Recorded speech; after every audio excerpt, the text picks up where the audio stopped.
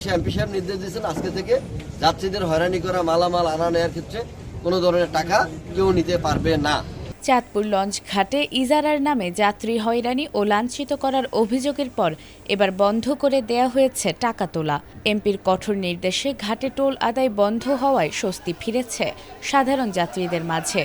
Chandpur launch ঘাট প্রতিদিন হাজারো মানুষের যাতায়াতের গুরুত্বপূর্ণ এই ঘাটে ইজারার নামে টাকা আদায় ও যাত্রী হয়রানির অভিযোগ ছিল দীর্ঘদিনের। সম্প্রতি টাকা না দেয়ায় এক যাত্রীকে মারধরের একটি ভিডিও সামাজিক যোগাযোগ মাধ্যমে ভাইরাল হয়।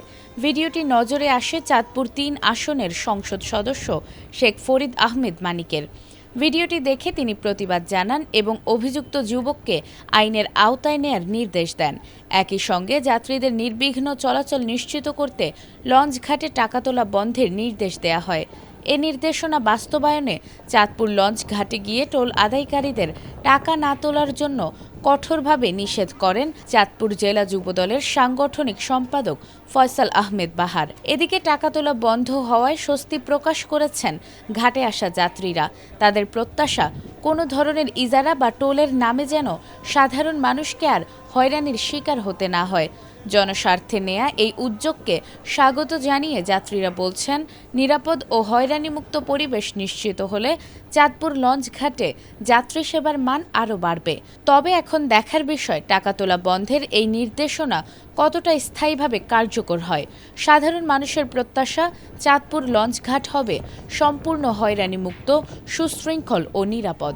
এমপি মানিক ভাই, শেখ ফরিদ আহমেদ মানিক ভাই জনসাধারণের জন্য কাজ করছেন এবং কালকের একটা ঘটনা, যে অনাকাঙ্ক্ষিত একটা ঘটনা, ইজারাদার একজন যাত্রীকে বাড়তি টাকার জন্য তার গায়ে হাত দিয়েছে, তার সাথে অনেক খারাপ আচরণ করছে।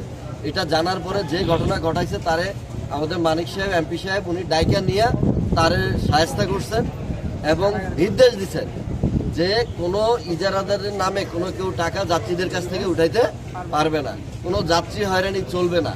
চাঁদপুরে আপনারা জানেন ইতিমধ্যে উনি মাদক, চাঁদাবাজি, ভূমিদস্যুতা সব ক্ষেত্রে তিনি ব্যবস্থা নিচ্ছেন।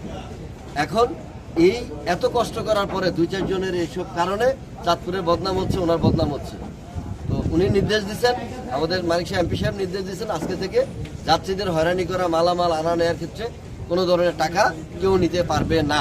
ঠিক আছে? যদি কেউ নির্দেশ অমান্য করে তার বিরুদ্ধে আইনানুগ ব্যবস্থা নেওয়া হবে।